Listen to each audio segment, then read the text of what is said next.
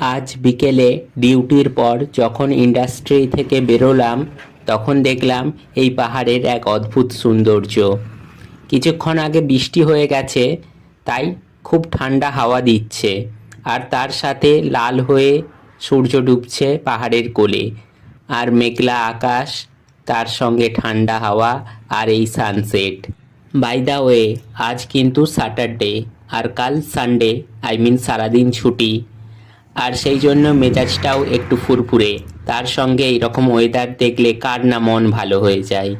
এই রকম মেঘলা সন্ধেবেলা, যদিও এখনও সন্ধে হতে অনেকটাই বাকি, তবুও এই রকম পাহাড়ে বৃষ্টি বা মেঘলা ওয়েদার দেখা আমার কাছে নতুন জিনিস। সত্যিই এখানে না এলে কত কিছু মিস করে যেতাম।